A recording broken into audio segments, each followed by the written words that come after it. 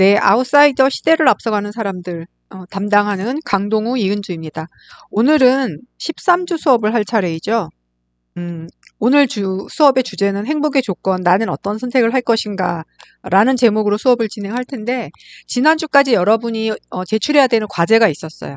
예, 그 과제를 함께 확인하는 시간이기도 하면서, 그 다음에 여러분의 과제가 우리가 2주차부터 알아보았던 아웃사이더의 개념, 그다음에 마이너리티 이런 것들에 대한 현실 적용이라고 보시면 될 것 같아요. 우리가 관련되는 소설들, 그다음에 영화를 통해서 우리 사회에서의 마이너리티들의 삶, 그다음에 어떻게 누가 마이너리티를 만들고 누가 그 대상이 되며 과연 나는 여기서 무엇을 할 수 있을 것인가를 이제 한 학기 동안 생각을 해왔는데 이런 것들을 정리하는 의미도 네, 오늘 과제를 하면서 그다음에 여러분이 이 과제를 해 나가는 과정이 바로 한 학기를 정리하는 과정이 되었을 거라고 믿습니다. 그래서 여러분에게 드렸던 과제가 네, 이런 제시문과 함께 여러분에게 이런 것들을 좀 생각해 보라고 했죠. 예, 한번 읽어볼게요. 이 제시문은 아름다운 공공건물 지하에 한 아이가 비참하게 살아가고 있고 마을 사람들은 그 아이의 삶을 비참하게 살아간다는 걸 알지만 모르는 척하면서 자신의 행복을 유지한다는 이야기를 들려주고 있어요. 근데 이 이야기가 우리의 현실을 상징적으로 표현한 것이라고 할 때, 자, 첫 번째, 이것이 상징하는 것을 해석하고 그 다음에 지하실 아이의 삶을 이해하는 구체적인 그러니까 구체적이라는 것은 우리 현실에서 한번 그 예를 찾아보라고 했죠. 예를 적용하면서 그 다음에 주어진 질문 나는 나의 행복을 위해서 이 조건을 받아들일 수 있겠는가에 대한 자기의 의견을 정리해보는 과제를 드렸었죠. 그래서 이걸 해석하는 것까지는 뭐 친구들하고 같이 해보고 그다음에 수업 시간에 우리가 TBL로 같이 이야기를 좀 했었죠. 그다음에 해결되지 않은 부분들에 대해서는 집에서 부모님과 같이 이야기를 나눠봐도 좋고 그다음에 형제, 자매들과 이야기를 나눠봐도 좋다고 했어요. 한번 같이 읽어볼게요. 어슐러 르 귀니 쓴 오멜라스를 떠나는 사람들이라는 짧은 이야기가 있다. 행복한 도시, 축복받은 시민의 도시인 오멜라스에는 왕도, 노예도, 광고도, 주식거래도, 원자 폭탄도 없는 곳이다. 거의 유토피아 같은 곳이네요. 그러니까 계급도 없고 어떤 자본주의에 의해서 막 갑자기 부자가 되고 뭐 이런 일도 안 벌어지고 전쟁의 위험도 없는 이런 곳이라는 것이네요. 오멜라스에서 아름답기로 소문난 공공건물 지하실에 어쩌면 대골 같은 개인 저택 천장에 방이 하나 있다. 방문은 잠겼고 창문은 없다. 이 방에 아이가 하나 앉아 있다. 지능도 떨어지고 영양 상태도 안 좋은 아이는 방치된 채로 비참하게 하루하루를 연명해 간다. 갑자기 우리 지난주에 봤던 영화가 떠오르죠. 예, 우리 지난주에 기생충 봤는데 그 박사장네 집 지하에 살고 있던 문강의 남편이 막 떠오르죠. 네, 그래서 그 영화랑 우리가 그 서발턴의 주제로 그 영화를 봤었죠. 연결되는 지점들이 있었을 거예요. 여러분들에게서도. 오멜라스의 모든 사람들은 아이가 거기 있다는 걸 알고 있다. 그들은 모두 아이가 거기 있어야 한다고 생각한다. 그들의 행복이, 도시의 아름다움이, 그들의 따뜻한 우정이, 자식들의 건강이, 심지어는 풍요로운 수확과 온화한 날씨까지도 전적으로 그 아이의 끔찍한 불행에 달렸다고 생각한다. 아이가 그 비참한 곳에서 나와 햇빛을 본다면, 아이를 씻기고 먹이고 위로한다면, 물론 좋은 일이겠지만, 그날 그 시간부터 오멜라스의 모든 풍요로움과 아름다움, 기쁨은 시들고 파괴될 것이다. 그것이 오멜라스 도시의 행복의 조건이다. 그러니까 이런 조건이 주어진 거예요. 이랬을 때 나라면 이 나의 행복을 위해서 이 조건을 받아들이겠는가? 이게 여러분들에게 해결해야 될 과제였던 거죠. 네, 그래서 여러분이 이 이야기를 해결하기 위해서 뭐 해결을 딱히 할 수는 없을 거예요. 그러니까 그대들이 어떤 선택을 할 것인가를 정리해 보는 게 과제였는데 이건 마이클 샌델의 정의란 무엇인가 해서 공리주의를 설명하는 부분에 나오는 이야기예요. 그래서 이 책에서는 공리주의와 연결해서 이걸 어떻게 해석하고 있고 또 어떤 이야기들을 요약하고 있는지 이게 이제 하버드 대학 수업 내용이니까 거기에서는 어떤 식으로 수업을 하고 있는지는 다음 시간에 또 간략하게 정리를 해드릴게요. 오늘은 여러분들이 선택한 것들을 가지고 수업을 진행을 해보겠습니다. 그래서 여러분이 이것들을 해결하기 위해서 우리가 2주, 3주에 걸쳐서 혹은 한 학기 내내 계속 반복적으로 했던 아마 이 도표를 다시 떠올리셨을 거예요. 개념들을 다시 한번 환기하고 구체적인 예를 한번 생각하면서 자기 생각을 정리해보라고 했기 때문에 우리 수업에서 텍스트에서 만났던 사람들이 떠오르기도 하고 직업군이 떠오르기도 하고 그랬을 거예요.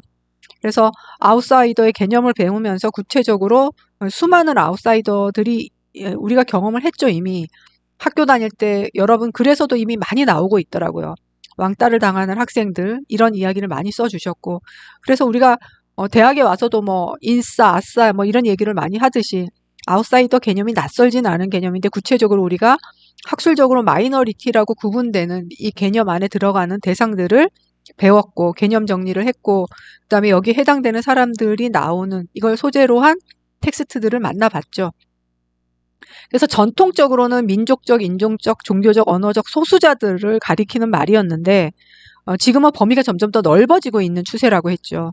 그래서 소수자, 약자, 권력이 없는 일반을 가리키는 말로 사용이 되고 있고 우리 수업에서 만나본 이 마이너리티들이 이 노란색 글씨가 우리 수업에서 텍스트로 만나본 사람들이었죠. 그래서 여성, 장애인, 뭐 비정규 노동자, 성적 소수자도 포함이 되고 그다음에 뭐 실향민, 이주자, 그다음에 다문화 가족 아이를 대상으로 한 소설도 우리가 읽어봤었죠. 가리는 손을 통해서. 그다음에 지난주에 우리 기생충을 통해서 서발턴을 만나봤고 그다음에 특정 질병, 그다음에 한센인들이 이제 좀 거기 해당되겠죠. 그다음에 홀로코스트의 희생자들이라고 불리는 호모사케르에 대한 개념 정리와 그런 이야기들을 좀 나눠봤어요. 그러면서 우리가 여기서 우리가 신경 써야 되는 것, 이 구분되는 사람이 타자가 아니다. 내가 아니고 남, 나, 저기 멀리 있는 사람. 이렇게 생각할 문제가 아니라는 이야기를 했죠. 왜냐하면 차별, 배제의 이 사고방식, 누군가를 마이너리티로 구별짓기 하는 방식, 이 방식과 이것들이 작동하는 메커니즘은 너무나 똑같기 때문에 여기서 이야기하는 인종차별의 대상이 되는 누군가의 다른 사람의 타자의 문제가 아니라 바로 나의 문제라는 걸 인식하는 게 굉장히 중요하다는 이야기를 계속 강조를 했습니다. 그래서 누가 과연 혹은 누가 마이너리티를 만드는가 혹은 누가 마이너리티의 대상으로 구별짓기가 되는가 이걸 봤더니 거기에는 작동하는 차별 배제의 어떤 사고방식이 있었고 그 사고방식의 가장 대표적인 것이 오리엔탈리즘이라고 얘기를 했던 그런 개념들이 여러분 떠올랐을 거예요. 저 과제를 하면서. 그래서 지금은 다시 한번 이제 그런 것들을 환기시켜 드리는 거죠. 그래서 우리가 가장 대표적으로 저런 구별짓기, 차별짓기에서 가장 대표적으로 이야기하는 게 이제 오리엔탈리즘인데 이건 이제 서구, 백인, 남자죠. 의 눈에 비친 동양 아시아의 이미지예요. 동양 아시아의 왜곡된 이미지겠죠. 눈에 비친, 그러니까 서구 백인 남자가 왜곡한 아시아 동양의 이미지. 이렇게 보시면 될 것 같아요. 그래서 처음에 동양을 접했을 때 서구 사람들의 눈에는 굉장히 신기하고 특이하고 재밌게 보였을 수 있어요. 자기네들이 접하지 익숙하지 않은 문화를 접했으니까요. 그런데 어쨌든 서구 백인 남자의 눈에 비쳤으니까 서구 중심주의가 될 수밖에 없겠죠. 자기 중심으로 동양을 바라봤으니까요. 그래서 처음엔 신기하고 낯설고 신비롭던 것들이 비이성적이고 엽기적이고 미개한 것으로 보이다가 이제 열등한 것으로 의미화되는 거죠. 그러면서 서구 중심으로 보고 동양, 아시아, 그러니까 내가 바라본 대상이 열등해 보이니까 자기가 우월한 것으로 자리매김하게 되는 거죠. 그래서 여기 이런 관점에 의해서 서구에 있는 모든 문화, 학문적인 기반들이 더 우등한 걸로, 우월한 것으로 자리매김이 되고 미적 기준, 의식주부터 모든 것에서 기준이 되어버린 거죠. 그런데 이제 문제는 이게 서구 백인 남자, 그러니까 서양에서 동양을 바라보는 것의 문제니까 나는 동양에서만 살면 문제가 없지 않을까? 이렇게 생각하는 게 이제 아주 단순하다는 거죠. 이 어떤 작동 방식이 그대로 중심과 주변을 나누는 모든 사람들이 뇌리 속에서 이 작동 방식과 똑같은 방식으로 경계를 만들고 중심과 주변을 만들고 중심은 우월하고 주변은 열등한 것으로 만드는 이 사고방식은 체계는 똑같다라는 얘기를 했어요. 이걸 아는 게 중요하다는 얘기를 했죠. 그래서 차이를 열등한 것으로 의미를 만들어 버리는 것. 결국 이제 왜곡되고 부정적인 면을 강조하면서 잘못된 시선을 갖게 되는 거죠. 그래서 뭐 아시아는 뭐가 안 돼. 한국은 이래서 안 돼. 이런 사고방식. 또 더 범위를 좁혀서 내려가면 서울 중심으로 생각하는 혹은 모든 우리나라에서는 경제, 교육, 행정 이런 것들이 다 서울 중심으로 사실 작동을 하잖아요. 그러다 보니 서울이 더 우월하고 지방 소도시 이런 말도 안 쓰잖아요. 서울 중심으로 생각하는 사람들은 시골이라고 얘기를 하죠. 서울 이외의 지역이. 그런 말조차에서도 예, 이런 사고방식들이 그대로 작동하고 있다. 그래서 지방에서 사투리를 쓰는 사람들이 점점 줄어드는 것도 이와 관련이 된다라는 이야기를 우리가 5주차 이때쯤 얘기를 했던 것 같아요. 그래서 이런 것들을 다 환기하면서 여러분이 글을 작성하셨을 거예요. 그래서 이런 것들을 촘촘하고 세밀하게 구별짓기가 어디까지 되고 있는가를 계속 생각하다 보면 내가 여기에서 빠져나갈 구멍이 없다.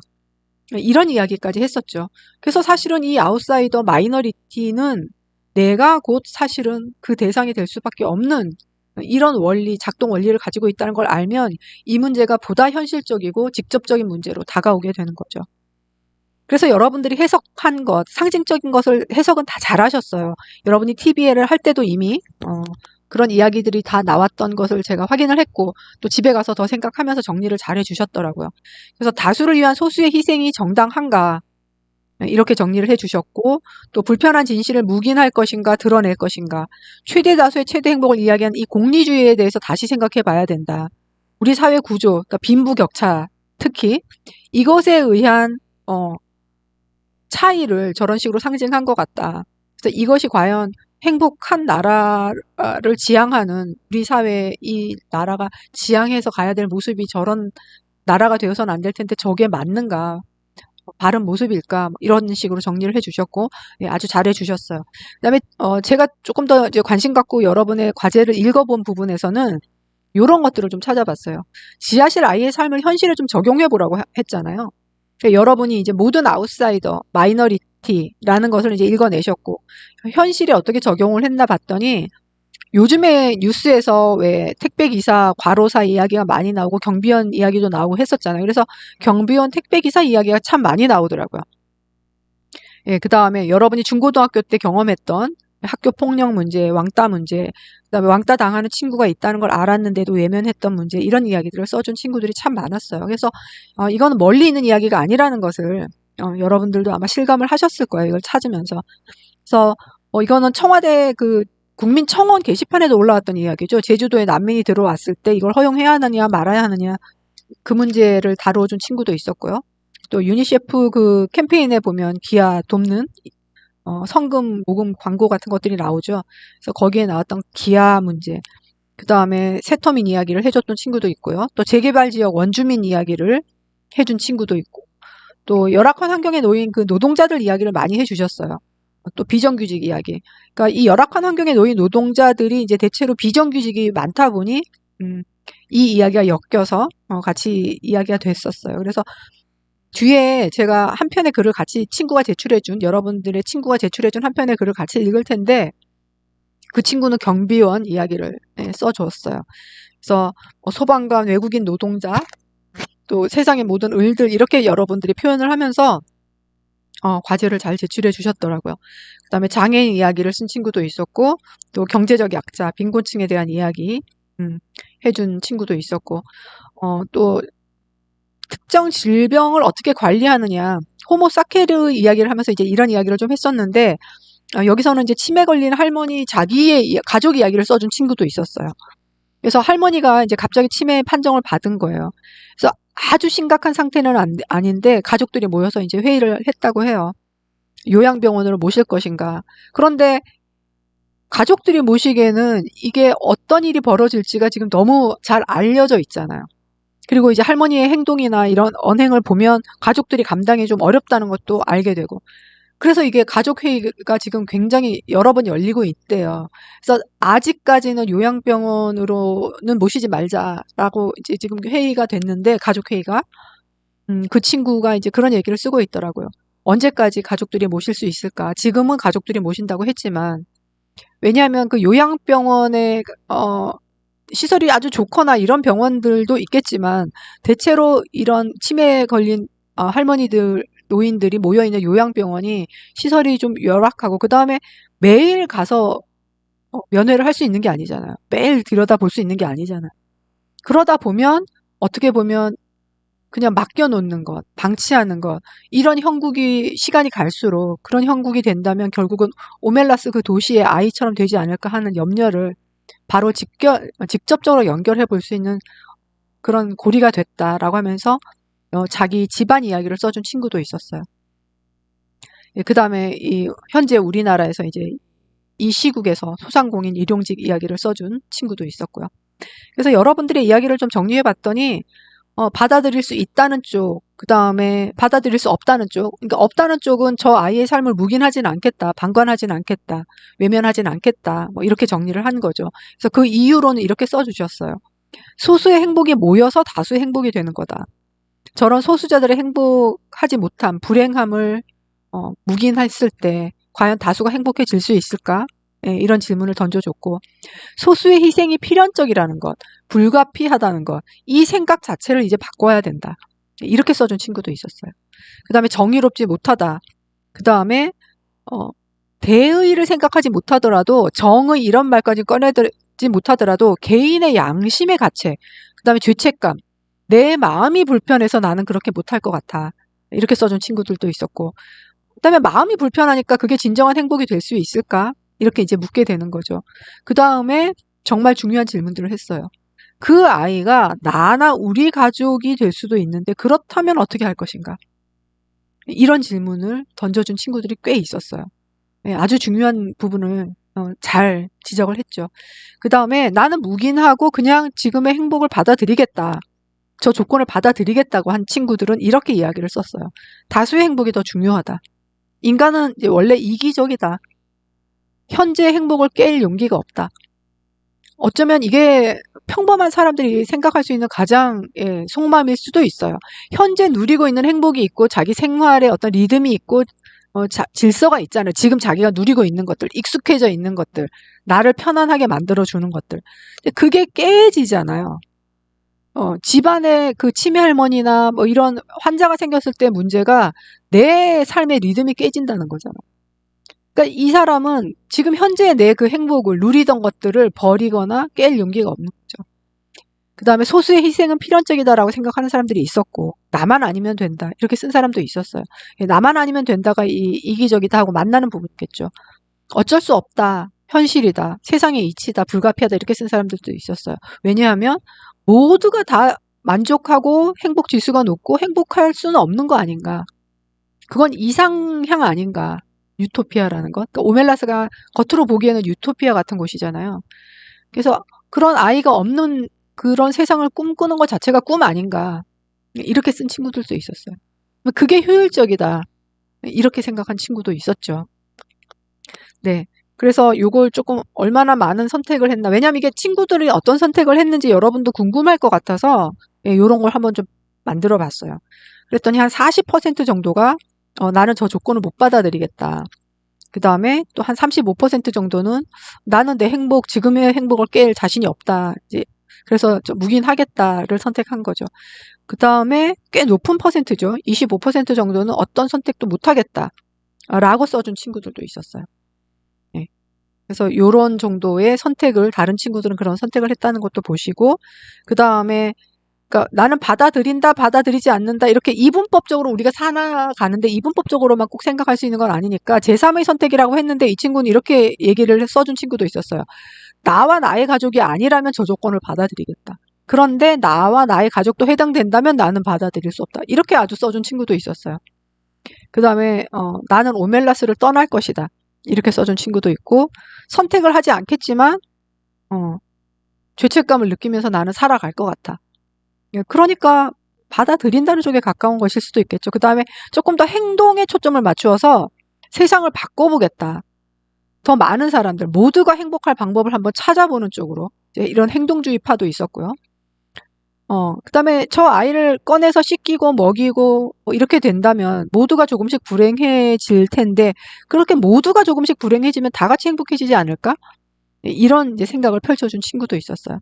그래서 이런 생각들을 다 이제 좀 종합했다고 볼 수 있는데요. 예, 한 친구가 이런 글을 제출해 줬어요. 한번 간단하게 읽어볼게요. 오멜라스를 떠나는 사람들이란 이야기를 통해서 가장 기억에 남는 단어는 외면이다. 한 아이가 희생당한 걸 알고 있는데 이제 외면하는 거죠. 혹은 묵인하는 거죠.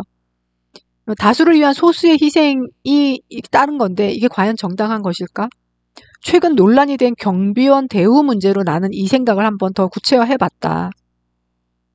경비원 그 경비실에 에어컨 설치를 부결한 거죠. 왜냐하면 아파트 관리비를 줄인다는 명목으로. 에어컨 설치를 부결하고 고장난 선풍기를 제공하거나 에어컨을 막아버리는 등의 행동이 논란이 됐는데 이 동대표들도 그렇고 대부분의 아파트 주민들이 이걸 알고 있었지만 묵인했다는 거예요. 자신들의 평화가 깨질까 봐. 근데 이게 공론화되면서 전국적으로 알려지면서 이제 다른 일이 벌어진 거죠. 그런데 이 친구가 중요한 이야기를 하고 있어요. 그런데 이 현대사에서 이 외에 다른 오멜라스 도시는 없는가? 다른 도시에는 이 오멜라스 같지 않을까? 선진국의 무자비한 환경 파괴로 고통받는 개발도상국, 택배원, 소방관, 배달원 등 부당한 대우 등으로 그런 사람들을 우리가 알고 있는 이상 오멜라스 도시에 우리가 이미 살고 있는 거고 오멜라스는 이미 많은 곳에서 그런 모습들로 존재할 거다.